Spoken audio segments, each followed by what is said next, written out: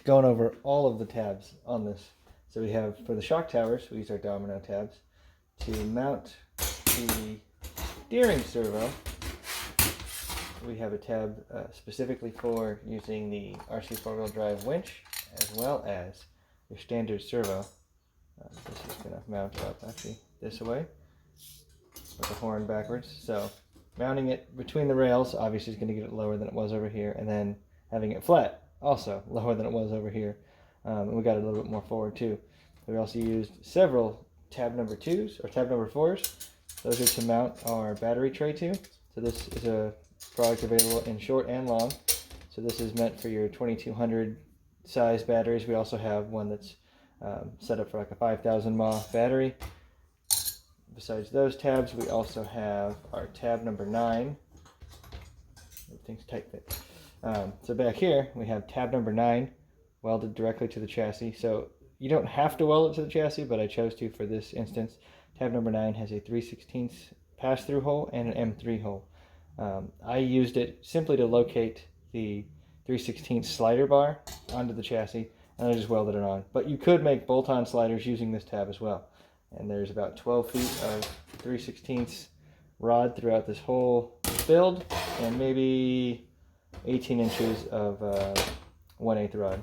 So this is what the fuel cans are going to mount to. So there's a mounting hole here, tab number 2, tab number 4 up here, and then these tabs up here, these tab number 4s, these are to mount the sand ladder. So we tabs here will simply have one screw on the outside hole, and then they're just going to mount like that. So there'll be one here, and then this little bar with these 2 tabs, that's to mount a shovel and axe accessory. So this, I'm not sure what kit that's from, might be a TRX4. So this whole pattern matches that, so that will mount up there.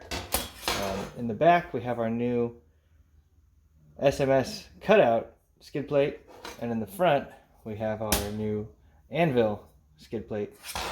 Along with the skid plate we have our desert style bumpers, and we radius bent a couple of 3/16 bars to get a good looking front bumper on the Unimog body. So my main goal when building these things too is just to try to make the cage look exactly like what it is. So with the bodies out, you still know that that's a Unimog. This little tricky bit was something I hadn't done before. I did a little bump out just to go around the snorkel. Oh, there's another thing too. So this is for your jerry cans. This is some M4 all thread. Just bent it to a 90, and I welded a washer on the back there so you can slide your jerry cans on there. But that's pretty much the rundown.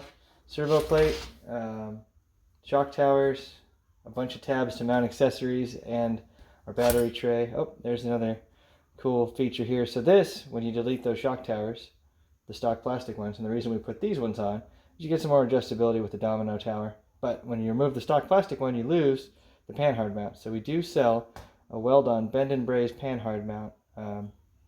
Simply get your axles located, and then basically this is in the same position as your stock panhard bar. You can even bolt up your stock one and then mark it, and then hold this in place and tack it up, and you're good to go. But this is just another cool, tough feature. This isn't going to bend or break like the plastic ones do. Another thing I added, since we're running the transmission reversed in this, is I added a couple support pieces. So when the transmission is in there, sitting forward, this will support the front as well as the 2 holes in the back. Thanks for watching.